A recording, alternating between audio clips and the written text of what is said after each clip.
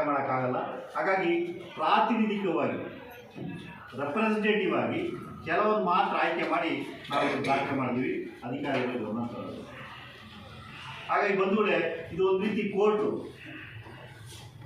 ಸಾಕ್ಷ್ಯಾಧಾರಗಳ ಜೊತೆಗೆ ಬಂದು ನಮಗೆ ಈ ಥರ ಸಮಸ್ಯೆ ಇದೆ, ಇದು ಪರಿಹಾರ ಆಗಿಲ್ಲ, ಅದು ರೇಷನ್ ಕಾರ್ಡ್ ತಗೊಳ್ಳೋದ್ರಲ್ಲಾಗ್ಬೋದು, ಅಥವಾ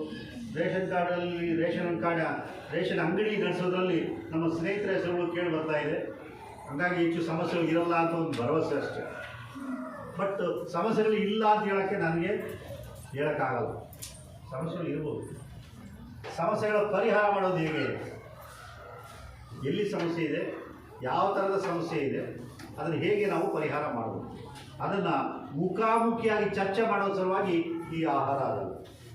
ಇದನ್ನು ನಾವು ಆಗಲೇ ಬೇರೆ ಬೇರೆ ಏರಿಯಾಗಳಲ್ಲಿ, ಜಯನಗರ, ಕೋರಮಂಗಲ, ಬೇರೆ ಬೇರೆ ಕಡೆ ಇದನ್ನು ಮಾಡಿದ್ದೀವಿ. ಸಮಸ್ಯೆಗಳು ಪರಿಹಾರ ಆಗಿದೆ. ಅಧಿಕಾರಿಗಳು ಸಮಸ್ಯೆಗಳನ್ನು ನಿವಾರಣೆ ಮಾಡಿದ್ದಾರೆ, ಪರಿಹಾರ ಮಾಡಿದ್ದಾರೆ. ಹಾಗಾಗಿ ಆ ಭರವಸೆ ಜೊತೆಗೆ ಇಲ್ಲಿ ಕೂಡ ಈ ಫುಡ್ ಅದಾಲತ್ ಒಂದು ಕಾರ್ಯಕ್ರಮವನ್ನು ಭೀಮಜ್ಯೋತಿ ಮಹಿಳಾ ಸಂಘ ನಡೆಸ್ತಾರೆ. ಹಾಗಾಗಿ ಈ ಪ್ರೋಗ್ರಾಮ್ನ ಸಂಘಟನೆ ಮಾಡಿದಂಥ ಭೀಮಜ್ಯೋತಿ ಮಹಿಳಾ ಸಂಘಟನೆ ಎಲ್ಲ ಪದಾಧಿಕಾರಿಗಳಿಗೂ ನಾನು ಅಭಿನಂದನೆಗಳು ಮೊದಲು ಹೇಳ್ತಾ ಇದ್ದೀನಿ.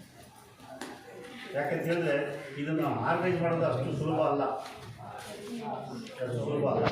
ಆದರೂ ನಿಮ್ಮೆಲ್ಲ ಕೆಲಸ ಕಾರ್ಯಗಳನ್ನು ಬಿಟ್ಟು ಈ ಥರದ ಒಂದು ಅದಾಲತ್ತಿಗೆ ಬಂದು ಭಾಗವಹಿಸಿ ಅಧಿಕಾರಿಗಳ ಮುಂದೆ ನಮ್ಮ ಸಮಸ್ಯೆಗಳನ್ನು ಮಂಡಿಸ್ತಾ, ಅಧಿಕಾರಿಗಳು ಮತ್ತು ರೇಷನ್ ಕೋರ್ಟ್ಗೆ ನಾವು